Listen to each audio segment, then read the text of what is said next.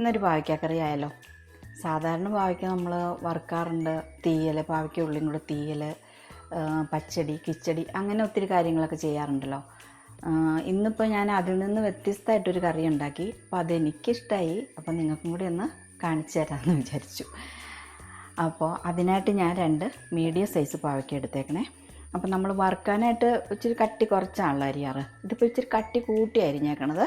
ഒത്തിരി വേണ്ട, ഒരു 1/4 ഇഞ്ച് ആ ഒരു ഘനത്തിൽ വേണം അരിയാനായിട്ട്. എന്നിട്ട് പാവയ്ക്ക അരിഞ്ഞ് വെച്ചിട്ട് ഉപ്പ് സാധാരണ വറുക്കുന്ന പോലെ തന്നെ ഒരു 2 ടീസ്പൂൺ മുളക് പൊടി ഇട്ട് കൊടുത്തു.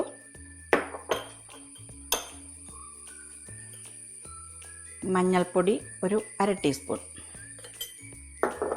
അതുപോലെ ഉപ്പ് ഒരു 1.5 ടീസ്പൂൺ മതിയാവും. ഇനി ഇതെല്ലാം കൂടെ ഒന്ന് പുരട്ടിയെടുക്കണം.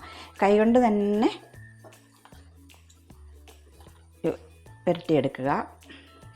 കൈകൊണ്ട് തന്നെ പുരട്ടിയെടുക്കണേ. ഇത് പുരട്ടിയെടുത്തിട്ടുണ്ട്. ഇത് പുരട്ടിയെടുത്തിട്ട് ഒരു 10 മിനിറ്റ് റെസ്റ്റ് ചെയ്യാൻ വെക്കണം കേട്ടോ. അങ്ങനെ വെച്ചതായത്. ഇനി ഇത് നമുക്ക് വറുത്തെടുക്കണം. വറുത്തെടുത്തിട്ടുണ്ട്. അപ്പോൾ ഇത് അരിയുമ്പോൾ കനം ഇച്ചിരി കൂട്ടി അരിയാൻ ശ്രദ്ധിക്കണം കേട്ടോ. അതായത് നമ്മൾ വറുക്കാനൊക്കെ എടുക്കുമ്പോൾ നമ്മൾ നൈസായിട്ടാണല്ലോ അരിയാറ്. അത്രയും ആവണ്ട, ഇത്തിരി കൂടി കനം കൂട്ടി അരിയണം. അതുപോലെ ഫ്ലെയിം കുറച്ചിട്ട് കുറേശ്ശെ എണ്ണ ഒഴിച്ച് വറുക്കാൻ ശ്രദ്ധിക്കണം. ഒത്തിരി മൊരിഞ്ഞു പോവരുത്. അങ്ങനെയൊക്കെയുള്ള കാര്യങ്ങൾ ശ്രദ്ധിച്ചെടുക്കുകയാണെങ്കിൽ നല്ല രീതിയിൽ വരും. അപ്പോൾ ഒത്തിരി എണ്ണയുടെ ആവശ്യം വരില്ല. നമ്മുടെ ആരോഗ്യത്തിനും അത് നല്ലതാണ് ഒത്തിരി എണ്ണയിൽ വറുക്കാണ്ടിരിക്കുന്നത്. അപ്പോൾ അതാണ് ഞാൻ അങ്ങനെ പറഞ്ഞത്. അപ്പോൾ അങ്ങനെ ചെയ്തെടുത്തതാണിത്.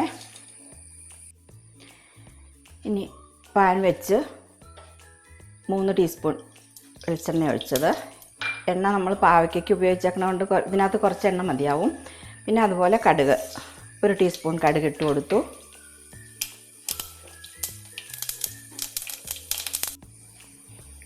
കടുക് പൊട്ടിക്കഴിയുമ്പോൾ സവാള, പച്ചമുളക്, 2 മീഡിയം സൈസ് സവാളയും ഒരു 4 പച്ചമുളകും ആട്ടോ എടുത്തേക്കണത്.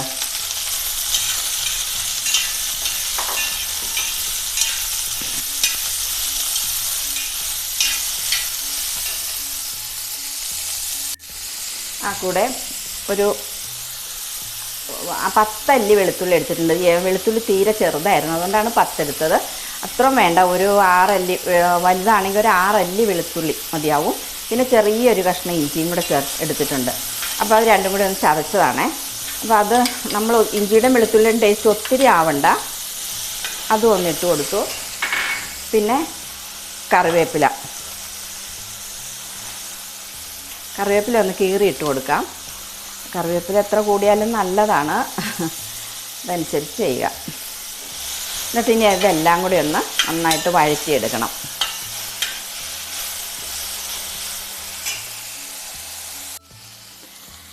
ഇത് വഴന്ന് വരുമ്പോൾ 1 ടീസ്പൂൺ ഉപ്പും കൂടി ഇട്ട് കൊടുക്കാം.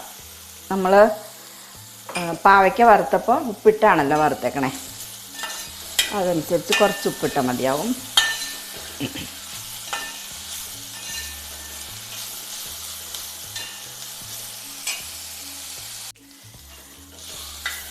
വഴന്ന് വന്നിട്ടുണ്ട്. ഇടയ്ക്ക് ഞാൻ കറിവേപ്പില ഇട്ട് കൊടുത്തായിരുന്നു കേട്ടോ. ഇനി നമുക്ക് ഈ വറുത്ത് വെച്ചിരിക്കുന്ന പാവയ്ക്ക ഇട്ട് കൊടുക്കണം.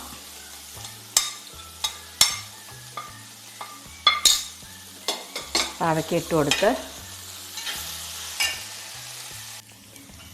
പാവയ്ക്ക ഇട്ട് നന്നായിട്ടൊന്ന് എല്ലാം കൂടെ ഒന്ന് യോജിപ്പിച്ച് കൊടുത്തിട്ട് ഒന്നൊരു 10 സെക്കൻഡ് മൂടി വയ്ക്കണം. എല്ലാം കൂടെ അരപ്പൊക്കെ പിടിച്ച് എല്ലാം ഒന്ന് സെറ്റായി വരും. ഇനി തുറന്ന് നോക്കാം. ആയിട്ടുണ്ട്. ഒരു 10 സെക്കൻഡ് ഇരിക്കുമ്പോൾ അരപ്പം മുളകൊക്കെ എല്ലായിടത്തും പിടിച്ച് സവോളയിലൊക്കെ പിടിച്ച് ആകും. ഇനി ചെയ്യാനുള്ളത്, ഞാനൊരു 1/2 മുറി തേങ്ങയുടെ പാലാട്ടോ ഒഴിക്കണേ. അപ്പോൾ അതിനകത്തേക്കൊരു 1/4 കപ്പ് വെള്ളവും കൂടെ ഒഴിച്ച് അരച്ചെടുത്തേക്കണ പാലാണ്. അപ്പോൾ ഒരു 1.5 കപ്പ് പാല് കിട്ടിയിട്ടുണ്ട്. അതാ ഒഴിച്ചു കൊടുക്കണേ.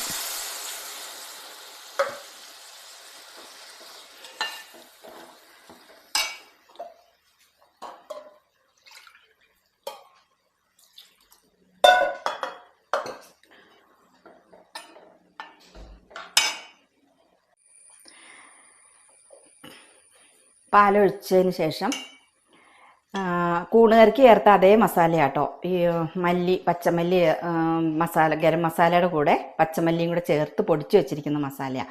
അപ്പോൾ അതാകുമ്പോൾ മല്ലിയുടെ ഒത്തിരി കുത്തൽ വരില്ല, കുറച്ച് മല്ലിയല്ലേ ചേർത്തിട്ടുള്ളൂ. അപ്പോൾ ആ ഒരു മസാല ഞാനൊരു 1/2 ടീസ്പൂൺ ഇട്ട് കൊടുക്കുന്നുണ്ട്. 1/2 ടീസ്പൂൺ മതി, ഒത്തിരി മസാലയുടെ ടേസ്റ്റ് വേണ്ട.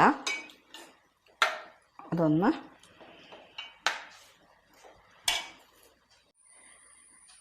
പാലൊഴിച്ച് ഒത്തിരി തിളയ്ക്കാൻ നിൽക്കണ്ട, ഒന്ന് തിള വരുമ്പോൾ തന്നെ സ്റ്റൗ ഓഫാക്കാം. ഇതെല്ലാവരും ഒന്ന് ചെയ്ത് നോക്കണം കേട്ടോ, എല്ലാവർക്കും ഇത് ഇഷ്ടമാവുമെന്ന് എനിക്ക് ഉറപ്പുണ്ട്.